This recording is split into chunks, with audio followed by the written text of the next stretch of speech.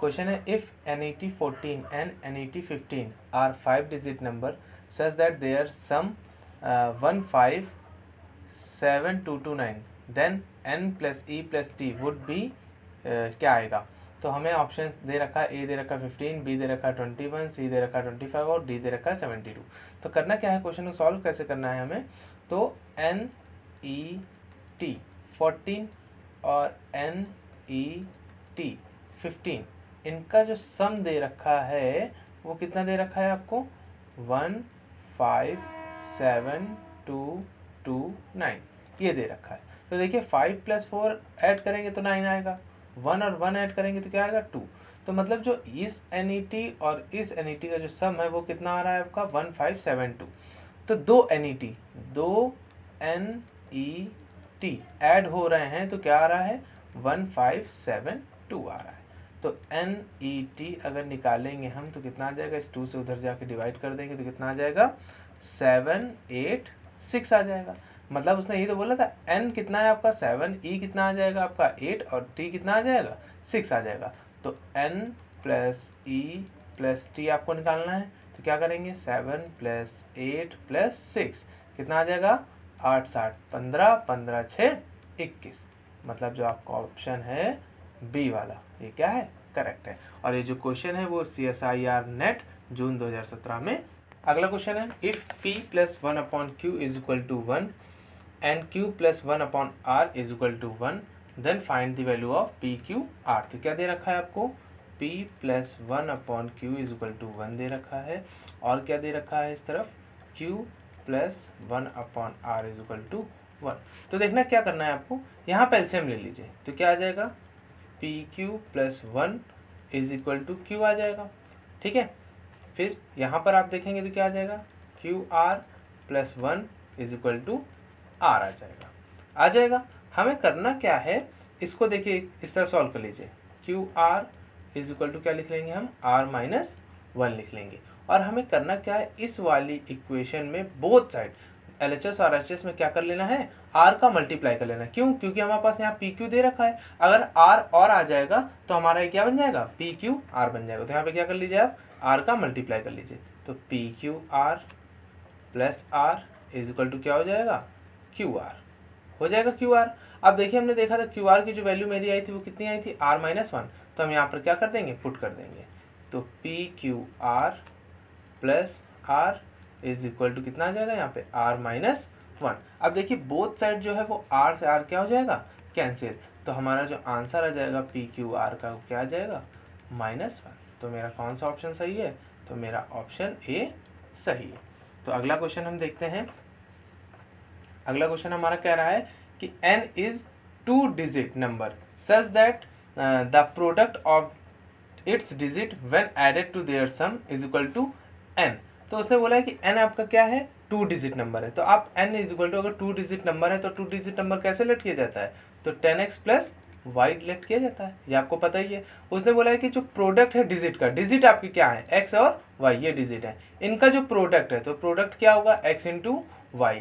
अगर इसको ऐड कर दिया जाए इनके सम में, मतलब डिजिट के सम में अगर इनका प्रोडक्ट ऐड कर दिया जाए तो ये क्या आ जाएगा भाई, इनका देखिए ऐड किया गया तो ये किसके इक्वल है n के इक्वल आ रहा है।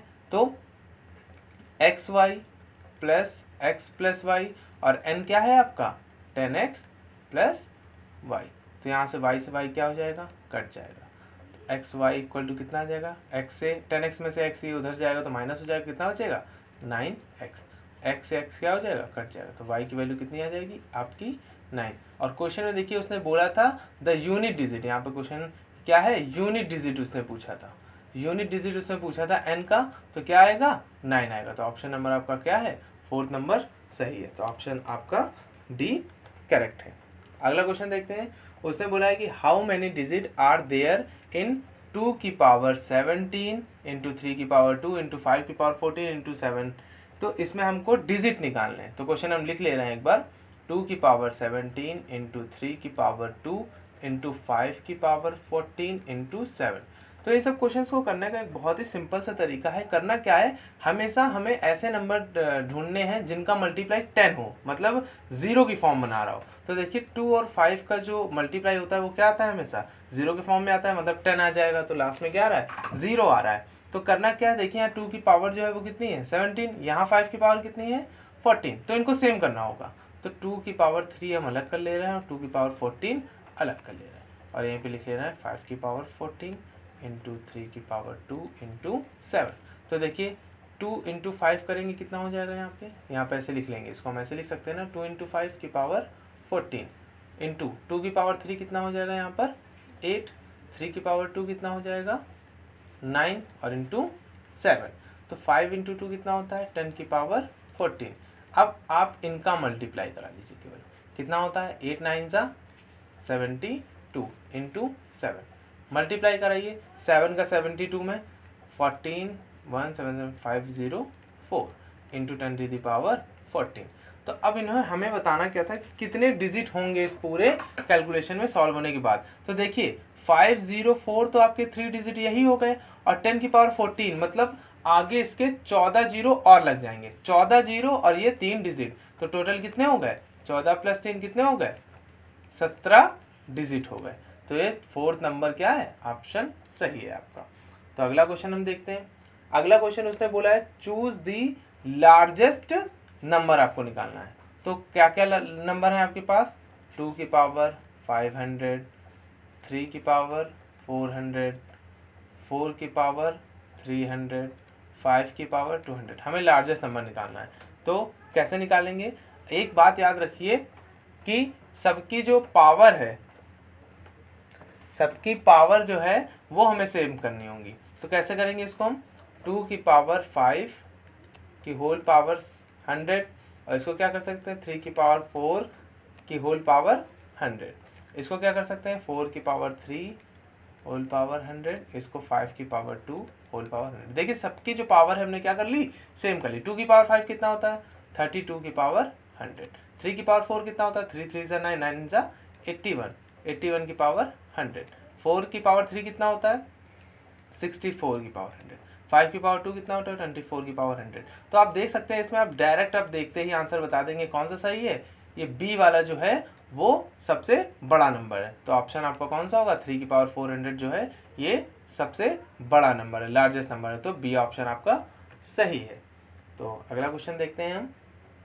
अगला क्वेश्चन उसने बोला let m and n be 2 positive integers such that m plus n दे रखा है उसने 118, then find the value of m plus n। कैसे करना है, देखिए बहुत ही आसान क्वेश्चन है, अगर आप दिमाग से करेंगे इसे तो बहुत जल्दी हो जाएगा। क्या क्वेश्चन है, m plus n plus mn कितना दे रखा है इसने 118 दे रखा है। अगर आप दिमाग लगाइए तो हम ये कहेंगे कि बोथ साइड आप क्या कर दीजिए +1 कर दीजिए, इस तरफ भी +1 कर दीजिए, इस तरफ भी +1 कर दीजिए। तो क्या करना है m plus n plus mn +1 इधर भी कर लीजिए और +1 इधर भी कर लीजिए आप। तो आप इधर देखेंगे हमने क्या करा, m और 1 को एक साथ लिख ले रहे हैं, तो m प्लस 1 एक साथ लिख ले रहे हैं, और इन दोनों में n कॉमन कर लीजिए आप। n कॉमन जैसे ही करेंगे तो यहाँ पर भी क्या बन जाएगा m प्लस n बन जाएगा, तो ये इधर हो जाएगा 119। इसमें देखेंगे m प्लस 1 इधर भी m प्लस 1 इधर भी कॉमन हो जाएगा, तो m plus 1 into n plus 1 is equal to कितना आ जाएगा 119। अब देखिए यहाँ पर ये जो दो नंबर हैं इनका प्रोडक्ट कितना आ रहा है 119, मतलब 119 का अगर आप एलसीएम लेंगे तो आपको पता होगा कि 17 इंटू 7, यही दो एक ऐसे नंबर है जिनका मल्टीप्लाई 119 आता है, और कोई नंबर ऐसा नहीं है जिनका मल्टीप्लाई करने पे 119 आए। तो केवल 17 इंटू 7 ही ऐसे नंबर है जिनका मल्टीप्लाई क्या आएगा 119। तो m plus 1 is equal to हम क्या मान लेंगे 17, और n plus 1 is equal to क्या मान लेंगे हम 7। तो यहाँ से आप निकालेंगे तो m की वैल्यू आ जाएगी 16, और जो n की आएगी वो क्या आ जाएगी 6। देखिए m और n की वैल्यू आपको अलग अलग पता चल गई। अब हमें निकालना क्या था m प्लस n, तो m प्लस n मतलब 16 plus 6 is equal to answer कितना आ जाएगा आपका 22, मतलब ऑप्शन नंबर 4 आपका सही है। अगला क्वेश्चन हम देखते हैं। उसने क्वेश्चन में बोला है कि if the product of 3 consecutive positive integers is equal to their sum. बात समझिएगा, बोला कि if the product of 3 consecutive मतलब जस्ट एक के बाद एक नंबर कॉन्जिक्यूटिव पॉजिटिव इंटीजर है जिनका जो सम जो है वो किसके इक्वल है, positive integer is equal to their sum, ठीक है। देन व्हाट शुड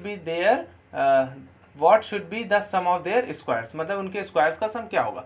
तो हम मान ले रहे हैं, लेट कर ले रहे हैं, जो तीन कॉन्जिक्यूटिव पॉजिटिव इंटीजर है वो क्या है, एक 1 है, एक 2 है और एक 3 है। बहुत ध्यान समझिएगा, इन्होंने देखिए 1 + 2 + 3 करिए कितना आएगा आपका 6 आएगा, और 1 × 2 × 3 करिए कितना आ जाएगा 6। देखिए हमारे क्वेश्चन के जो नियम है, मतलब जो शर्त है वो उसको सेटिस्फाई कर रहा है। उसने बोला है कि जो तीनों का प्रोडक्ट है और जो सम है वो सेम होना चाहिए। देखिए मेरा जो सम है वो भी 6 आ रहा है और प्रोडक्ट है वो भी क्या आ रहा है 6 आ रहा है, दोनों सेम आ रहे हैं। तो इसका मतलब जो हमने लेट किए हैं वैल्यू सही है। तो अब इनका स्क्वायर कर लीजिए, तो 1 का स्क्वायर + 2 का, यही तो उसने पूछा है, 1 का स्क्वायर + 2 का स्क्वायर + 3 का स्क्वायर। तो 1 का स्क्वायर 1, 2 का स्क्वायर 4 और 3 का स्क्वायर 9, कितना आ जाएगा 14।